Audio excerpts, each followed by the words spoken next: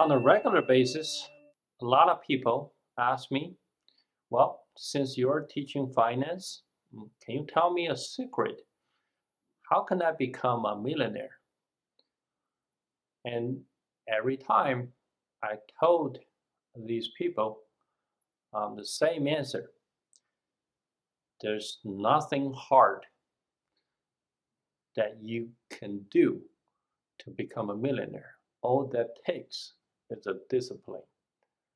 But, well, that discipline itself is very hard.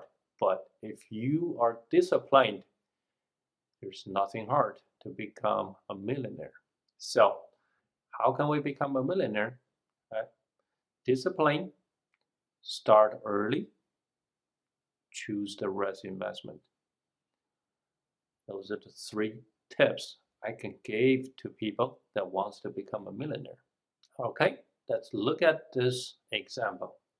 The power of compounding. If you start saving at the age of 20 for retirement, let's say if you save $4 every day, well, that doesn't seem very hard, right? $4 every day. If you go to Starbucks to buy coffee, well, you can stop going to Starbucks to buy coffee and maybe buy a coffee machine and buy some coffee and make your own coffee or just quick coffee. The second one may not be very good. Okay, just buy your own coffee or make your own coffee instead of going to Starbucks. And that way you probably can save $4 a day. And if you smoke, well, quit smoking, which is good. That will save you $4 a day. Okay, so put that $4 in the jar or in a safe box somewhere. Okay, after a year, you should get $1,460. So that's $4 times 365. Okay, so all that takes is discipline, right? Make your own coffee or quit smoking. Okay, so when you have that $1,460 at the end of the year, okay, save that money in the mutual fund. Okay, and I would advise you to use IRA or your retirement account to buy that mutual fund because it's tax deferred. Okay, and then once you put that in the mutual fund, and that mutual fund can be any mutual fund that tracks the broad index SP 500. So there are so many options out there, and I'm not going to name every single one of them, but any major mutual fund that tracks SP 500 should do it.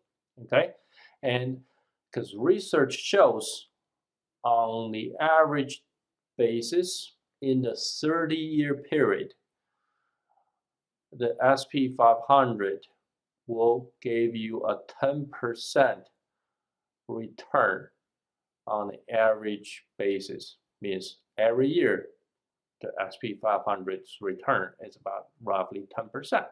So if you buy any mutual fund that tracks SP 500, you're likely to get that 10% return every year. Okay? Now, how much do you have when you're at the age of 65 when you are ready to retire?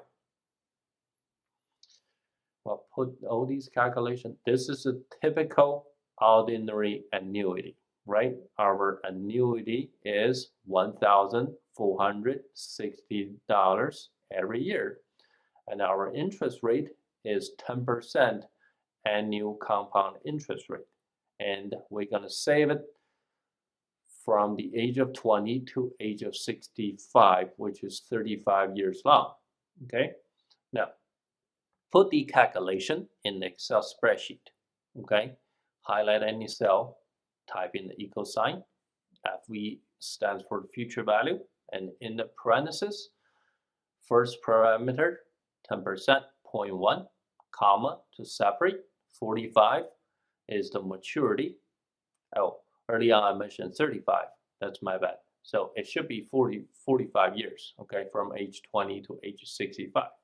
So 45 years, comma, to separate $1,460, which is the payment or the annuity every year, the amount of money we save in the mutual fund. and then 0 as the present value. Close out the parenthesis, press the enter key. You should have your future value, which is $1,049,601. Now you are a millionaire. Is that hard? That's so easy. Is that easy? Well, yes, if you're disciplined. If you're not disciplined, then it's not that easy. Okay? It doesn't take any special skills or special knowledge, and it probably doesn't take you too much time, because all that takes is spend 5 more minutes every day to make your own coffee. Okay? So all that takes is discipline and find the right mutual fund. Okay? And keep investing. Okay? So, $4 a day at the age of 65, you are a millionaire. You can enjoy your retirement. Well, when you start late, okay? At the age of 20, you're just fresh out of college. You might be still in college, but you're young, right? A lot of habits, right? Probably didn't save enough. And then by the age of 35, you're married, you have kids. Now you realize you should start saving for retirement. Okay? Now, if you start at the age of 35, how much will you have when you're at the age of 65, ready to retire? Okay? So, the calculation of that future value in the parentheses, equal sign, FV, then first parameter, 10%, then comma to separate. Instead of 45 years, if you start at age of 35, you only have 30 years. So type in 30 as the second parameter, comma to separate. Payment is the same, $4 a day, $1,460 every year. Okay, and then comma to separate, 0 as the present value. Close out the parenthesis, type in enter. You should have a future value of $240,161.27. So compared to our early answer, you're way worse off because you start late. The early you started, the better off you will be. So if you can start at the age of 10, you'll be way better off than age of 35, and better off than age of 20. The earlier, the better. Now, what if you did not choose the correct investment? Instead of choosing mutual fund, well, you can say the mutual fund is a little risky. The stock market is risky, right? I want to be safe. I want to save my money in a bank account, okay, which is guaranteed. Well, if you save in a bank account, you're not going to get 10% return, okay? Let's say you get 3% return, okay? Now, let's say you start at age of 20, okay? Saving for 45 years and see what happens at the age of 65.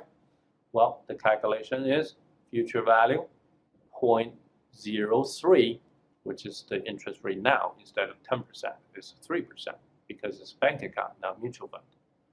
And then comma to separate, 45 years, comma to separate, $1,460 as the payment, and then 0 as the present value. Look what you have. Yeah, you started early at the age of 20, but you did not choose the correct investment. Okay? Yeah, mutual fund is riskier. That's why it has a higher return. But on the average, if you waited long enough, then the average yearly return is about 10%. Yes. If you save it in a bank account, yeah, that's safe, right? But you only get 3%. Now, your future value at the age of 65 is only $135,371. So that's way worse off than even people start late at the age of 35. Okay, so you want to choose the correct investment.